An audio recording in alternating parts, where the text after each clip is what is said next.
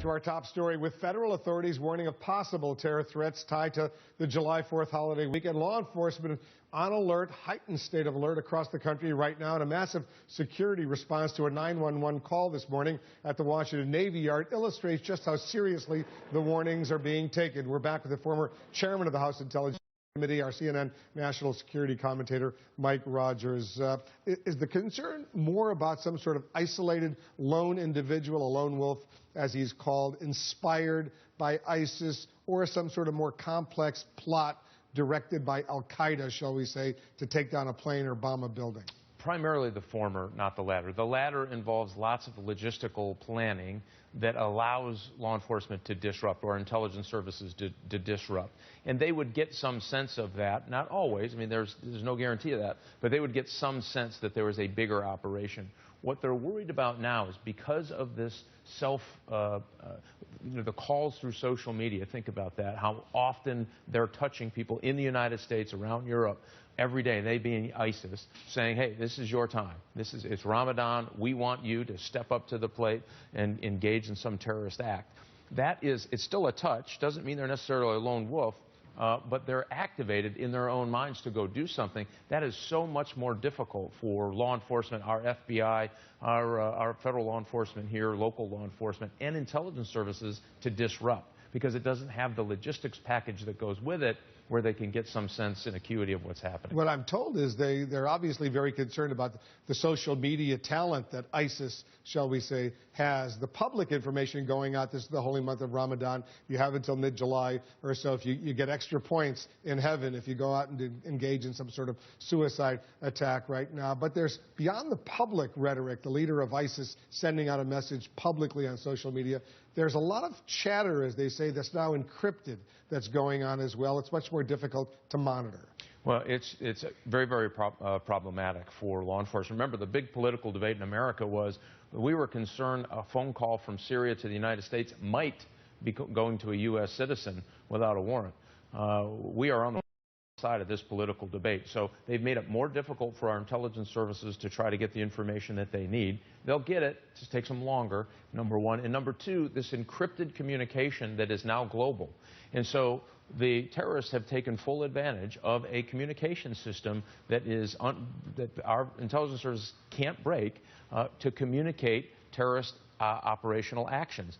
This is a big and growing problem for all of us. And I know the debate on privacy, and we certainly need to protect that, but we've now created a network, a social media network, that is immune from intelligence and law enforcement intervention so that they can use to plan and carry out terrorist attacks. It's a huge problem, and that's why law enforcement is on edge. We heard yesterday from Congresswoman Martha McSally. She's a colonel in the U.S. Air Force, retired.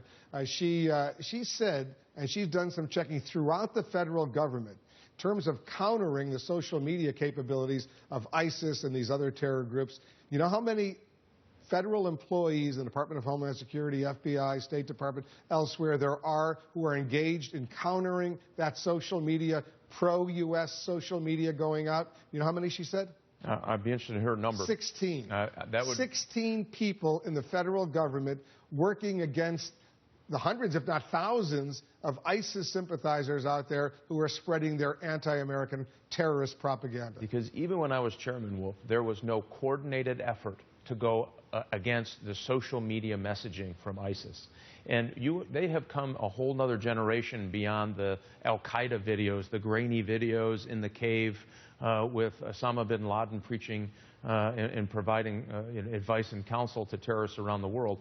They are now aggressively, and they're doing it very well. So they have music. It's completely targeted to their audience. A younger viewer, they have music, and it's hip music.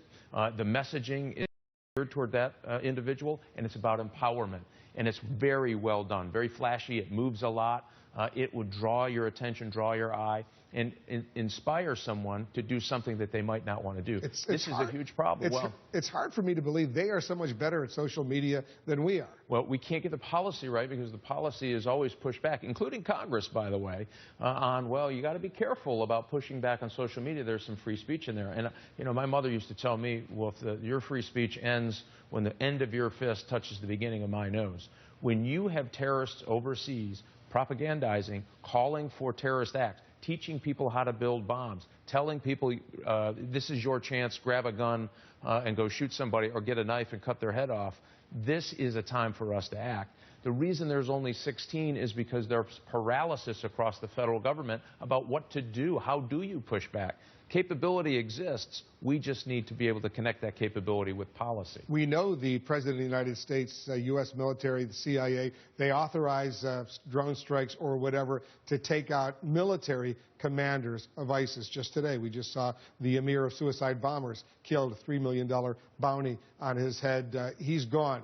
Is there a similar program to take out their social media propagandists, if you will, or are they off limits? Well, it's not necessarily they're off limits. I think the policy just hasn't married up to what the threat is. Well, and so if the Congresswoman is right and there's only 16, I think the intelligence services have a different set of capability.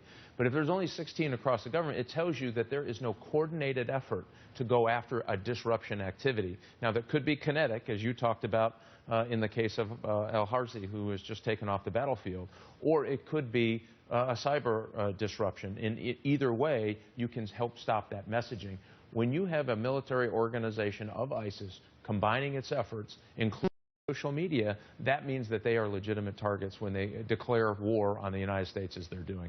Our policy hasn't matched up to that. All right, Mike Rogers, thanks very much. Important information as we go into this July 4th holiday weekend. Thank you. Thank you.